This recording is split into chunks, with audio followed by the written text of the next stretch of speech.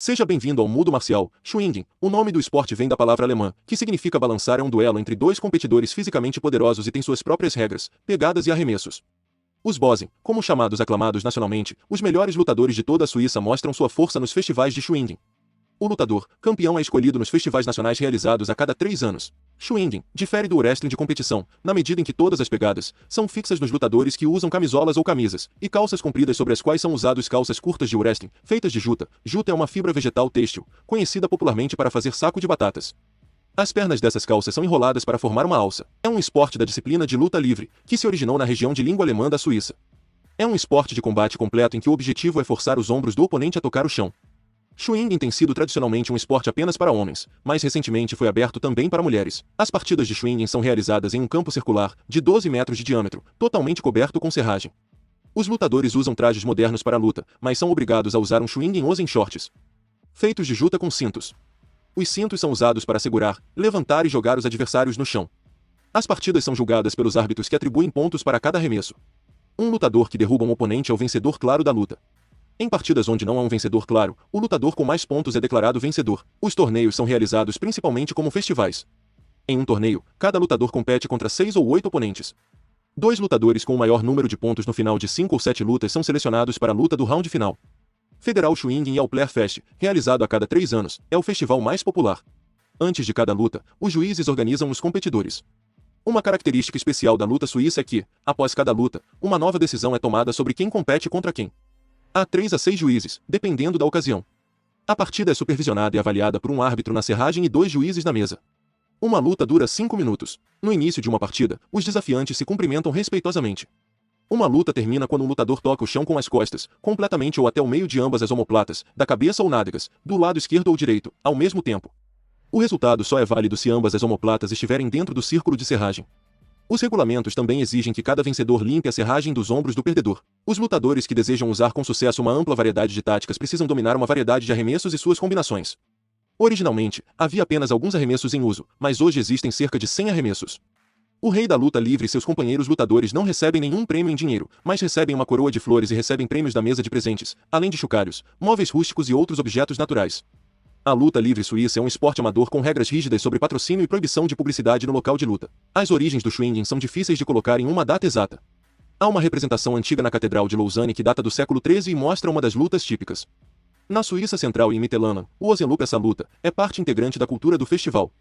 Em muitas festas alpinas e de tavernas, os lutadores lutavam por um pedaço de pano de calça, uma ovelha ou algum outro tipo de objeto natural.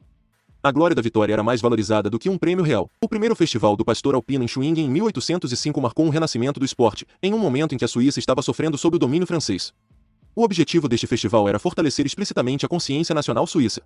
No século XIX, a luta suíça foi introduzida nas cidades através de festivais de luta livre e por treinadores esportivos. Assim, a partir deste passatempo original do pastor e do agricultor, foi criado um esporte nacional suíço.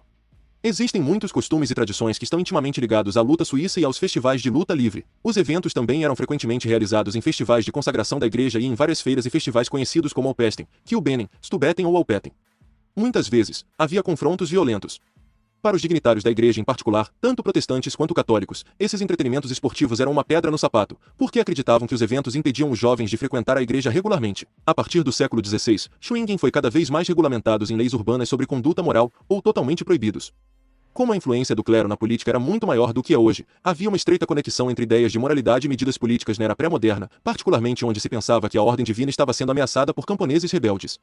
Nos discursos contemporâneos, é claramente evidente um medo perene de assembleias desenfreadas onde grande número de participantes se reunia. As proibições impostas pelas autoridades urbanas não conseguiram fazer o Schwingen desaparecer, mas no século XVIII o esporte só podia ser praticado sob fortes restrições. Isso iria mudar no século XIX. Com o novo interesse dos cidadãos urbanos pelo campo, o turismo florescente e um ressurgimento geral do entusiasmo pela natureza alpina, houve um renascimento das coins alpinas.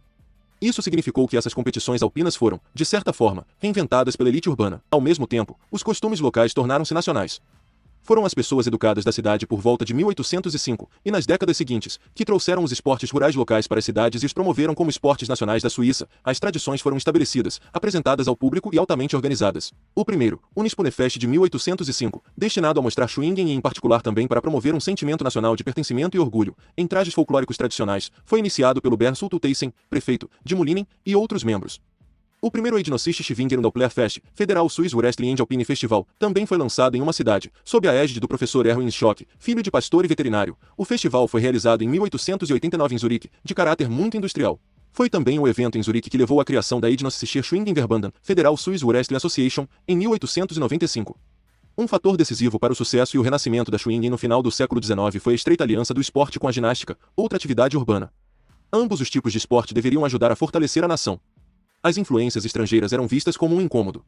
O esporte de Schwingen deve ser mantido puro e deve ser colocado a serviço da nação, acreditava o fundador da associação Erwin Schock. Um povo que não honra suas próprias características únicas perde sua nacionalidade. A Associação Suíça de Schwingen, que foi fundada em 1895, organiza o esporte e elevam os padrões integrando diferenças regionais, fornecendo materiais de instrução e aulas de treinamento e estabelecendo regras modernas de torneios.